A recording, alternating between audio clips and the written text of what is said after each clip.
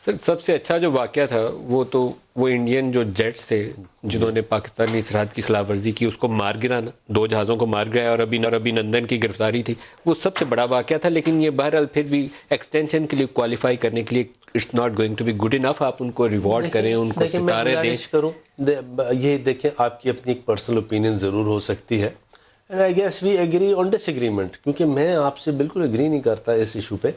اور میں یہ سمجھتا ہوں، اور یہ by the way general Bajwa کی خواہش نہیں تھی کہ ان کو ری اپوائنٹ کیا جائے. میرا اپنا خیال ہے کہ آپ لوگوں کی خواہش زیادہ ہوگی. ان کی خواہش نہیں، کیونکہ آپ کو کافی سپورٹ ملی پورے اس عرصے میں. کس چیز کی سپورٹ؟ میں آپ کو بتاؤں کہ سوائے اس سپورٹ کے کہ انہوں نے جو انٹرنل اور ایکسٹرنل سیکیورٹی تھریٹس کا جو مقابلہ کیا ہے، جس طرح اسٹریٹجائز کیا ہے، یہ 5th جنریشن وار چل رہی ہے. اس 5th جنریشن وار میں ایک آدمی نے جو پرفارم کیا ہے اپنی ٹیم کے ساتھ، اس کو کیا اگر گورنمنٹ اپنی دانست میں، پرائم منسٹر اپنی دانست میں، کیبنٹ اپنی دانست میں یہ نہ چاہے کہ ہاں اس آدمی نے پرفارم کیا ہے، اور لا میں، کنونشن میں ایسی پروویژن موجود ہے، اور پچھلے 70 سالوں سے یہ ہوتا رہا ہے، اس سے پہلے ہوتا رہا ہے، تو اگر ہم نے کر دیا تو کوئی غلط کام کیا.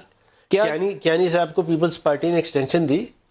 میرے خیال میں غلط فیصلہ. نہیں، غلط صحیح کی بات نہیں ہو رہی. جنرل کیانی کے پہلے 3 سال آؤٹ سٹینڈنگ تھے ایز آرمی چیف، اگلے 3 سال وہ مجھے اس قدر شائننگ رول میں نظر نہیں آئے. تو میرا تو ان کو بالکل اوپینین، میں نے پرسنلی بھی انہیں کہا کہ میرے خیال میں آپ کو ایکسٹینشن نہیں لینی چاہیے. میں گزارش آؤٹ سٹینڈنگ کیریئر تھا، نیکسٹ 3 ایئرز میں آپ کے اوپر بہت سے سوالات. میں گزارش کروں نا کہ میں نہ تو جنرل کیانی پہ کوئی بات کروں گا، نہ کسی اور جرنیل پہ کوئی بات کروں گا، ماں سوائے اس کے کہ قانون میں ایسی گنجائش ہے، تھی اور ہونی چاہیے کہ کسی آرمی چیف کو یا کسی سروس چیف کو اگر کوئی ایکسٹینشن ہو، ری اپوائنٹمنٹ ہو، اور وہ اس پیرائے میں آتا ہے جس پیرائے میں اس کی ایک سمجھے کہ تھنکنگ ہونی چاہیے، اپلیکیشن آف مائنڈ ہونی چاہیے، تو ہونی چاہیے قانون میں ایسی پروویژن.